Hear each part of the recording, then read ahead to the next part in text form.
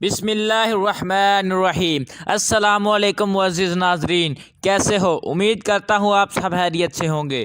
تو ناظرین، آج آپ کو توبہ کا ایک عجیب واقعہ بتائیں گے۔ تو ناظرین، آپ کے سامنے ویڈیو کو سٹارٹ کرنے سے پہلے ایک چھوٹی سی ریکویسٹ ہے، ویڈیو کو لائک نہیں کیا تو ویڈیو کو لائک کر دیں، چینل پر پہلی بار آئے ہیں تو چینل کو سبسکرائب کریں۔ تو ناظرین، ویڈیو کو سٹارٹ کرتے ہیں۔ ناظرین، آپ کو بتاتے چلے کہ بصرہ میں ایک انتہائی حسین و جمیل عورت رہا کرتی تھی۔ لوگ اسے شعوانہ کے نام سے جانتے تھے۔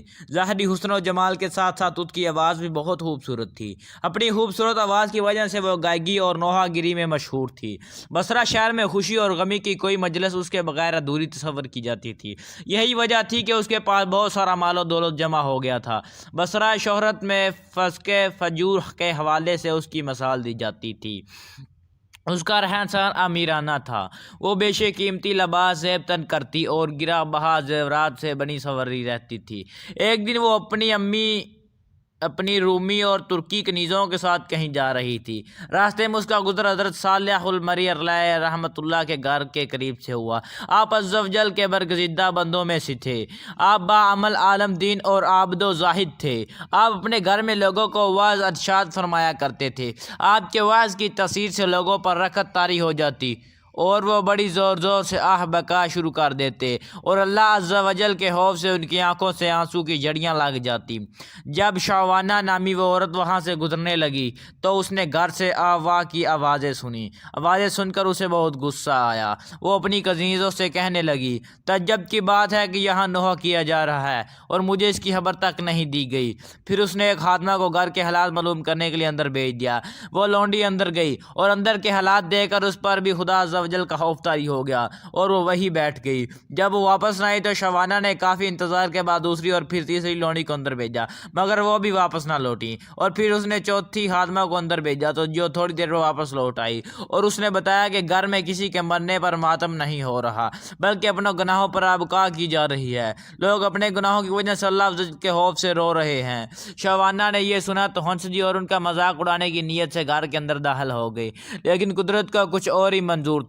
جو ہی وہ اندر داخل ہوئی، اللہ عز و جل نے اس کے دل کو پھیر دیا۔ جب اس نے حضرت صالح مری علیہ رحمۃ اللہ کو دیکھا تو دل میں کہنے لگی، افسوس، میری تو ساری عمر ضائع ہو گئی۔ میں نے انمول زندگی گناہوں میں غرق کر دی۔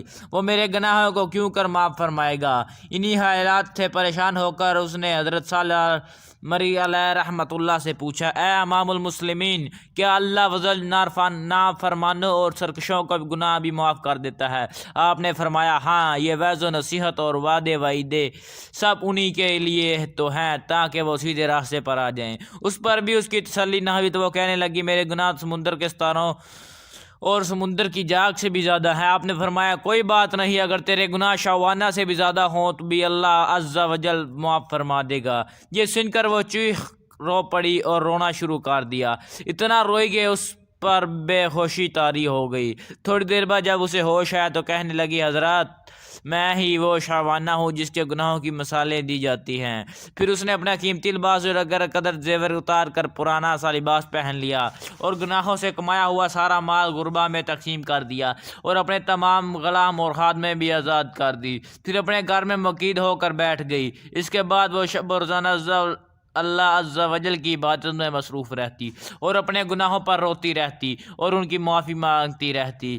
رو رو کر عز و جل کی بارگاہ میں التجائیں کرتی ہے، توبہ کرنے والوں کو محبوب رکھنے والے اور گناہ گاروں کو معاف فرمانے والے اللہ، مجھ پر رحم فرما، میں کمزور ہوں، تیرے عذاب کی سختیوں کو برداشت نہیں کر سکتی۔ اے اللہ، تو اپنی رحمت سے مجھے معاف فرما، تو مجھے اپنے عذاب سے بچا لے اور مجھے اپنی زیارت سے مشرف فرما۔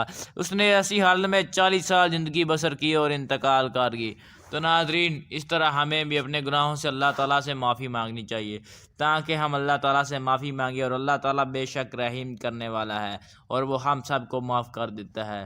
تو ناظرین، ہر انسان کو اپنی زندگی میں توبہ ضرور کرنی چاہیے۔ جو بھی غلط گناہ کام ہو جائیں تو اللہ تعالیٰ سے معافی مانگنی چاہیے۔